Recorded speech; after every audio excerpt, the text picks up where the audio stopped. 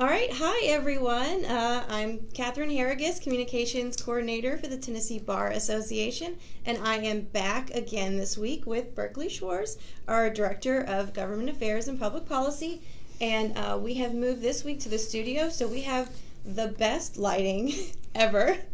So we're very happy about that. Yeah. So happy Thursday, happy Valentine's Day, Happy Berkeley. Valentine's. So this has been a really exciting week. Last week on our legislative update, we introduced 3 of the bills that we are focusing on with the TBA, the legislature, and those had just been introduced that week. But we have 3 to talk about today that were actually introduced the previous week, but we've actually had some forward movement on 2 of them. So that's really great news, obviously, and we want to start with those. So these are adoption bills. Can you tell us about both of those bills? I can. So the 2 adoption bills were drafted by our adoption law section, which actually is a new section for the TBA. They've been working together as a group for a while, but they just joined the TBA as a section. So it's really exciting. And they drafted, and we passed, and it's been enacted, a comprehensive adoption law bill last year. And so what we introduced again this year was a adoption corrections bill, because anytime you change that much of the code, there are always errors, and so you kind of have to go back and you realize, oh, that word should have been here, or that doesn't make sense, there's no definition, things like that. So we're fixing that. So the one is a correction bill, and then the other one is deals with enforcement of a contract for post-adoption contact. And right now, if you are a biological parent and you negotiate with an adopted parent, to let them adopt your children, you guys can agree on, post-adoption contact, but it's not enforceable under the law in Tennessee, because once an adoption is done, it's done, and there's really no way to, enforce that. So, but it's a great negotiating tool, because it makes a lot of the, if 2 parties agree that they want, the biological parent to be in this child's life, they should be able to agree to that, But the problem is if they then renege on it, the biological parent can't, go for and sue them. So anyway, that is what our second bill does. So the first bill, the corrections bill, is HB 287 and Senate Bill 208, and the post-adoption contact bill is HB 288, SB 207, and they're both sponsored by Mike Carter in the House and Farrell Hale in the Senate. Awesome. Yeah, and they were, and Carter and Hale sponsored them, or sponsored our comprehensive adoption bill last year too. So they've been great friends in the adoption world. So we're excited to work with them again. So what are the next steps for these bills? Well, so this week, these bills are actually moving really quickly, which is exciting. So this week, in the House, both bills passed the Children and Family Subcommittee, and will be it's on the calendar to be considered by the House Judiciary Committee. Yay! That's next week. And then in the Senate, they both passed Senate Judiciary, and there are no subcommittees in the Senate. So that's kind of it for that. And then hopefully head to the Senate floor. So, yeah, so we were really excited. Yeah, that's really exciting.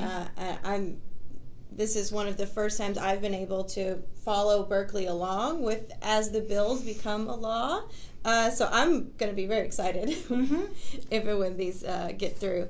So the third bill we wanted to talk about was the service of process bill. Yeah. It was introduced 2 weeks ago, but I think something hit a snag there. So what is the service of process bill? So the service of process bill was drafted by the creditor section. It deals with, there's a question under the law, it's not super clear, whether when you serve process on someone, especially in a private process server, whether they have to list their address in the return, and if they don't, does that ineffectuate service, you know? And so the creditor section really wanted to clarify that not including that address would not, make service invalid. So we got the bill to be, and we also clarified that if they do include their address, it can be their mailing address or their physical address, because a lot of these process servers work out of their homes and they just don't want to, list their home address on things like that. So the bill numbers are SB 456 and HB 393, and they're sponsored by Representative Johnny Garrett in the House, which he was thrilled to have this bill because he actually has run into this problem before in his own practice. Okay. So he really felt like there was a need for this bill. And then John Stevens in the Senate. All right, so what has happened is it was placed on the calendar to be considered by the Senate Judiciary Committee this week, and then Senator Stevens rolled the bill.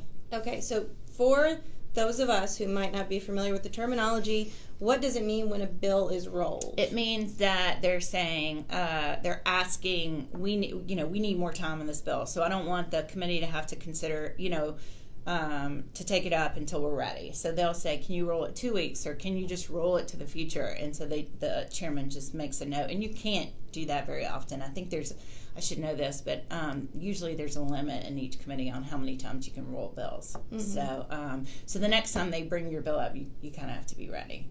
Okay, so we'll kind of try to follow along with this one and keep everyone posted on where that bill ends up. So those are the 3 bills we wanted to discuss today. We do have some plans. We do have a final bill that the TBA is taking up this year that we will talk about in a future live video. We're hoping to have a special guest for that one or two. So we will update you on that next week. In the meantime, if you have questions for Berkeley or about the TBA's legislation, you can always post it below. Hopefully we can interact. One of my friends is watching. That's so exciting. I love this, by the way. This is the most fun, being able to interact with you guys kind of in real time. So I think this is more fun for you. But it's good. It's a good way to communicate. It's great. I do love the miracles of social media quite a bit. So next week we will be on Thursday again. So please do feel free to post a comment below.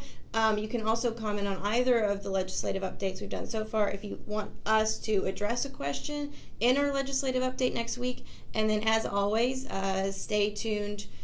Tomorrow there will be a legislative roundup in TBA Today. So be on the lookout for that. And thank you so much for joining us again, Berkeley. Thank you. Yeah, enjoyed it. All right. Thank you, guys.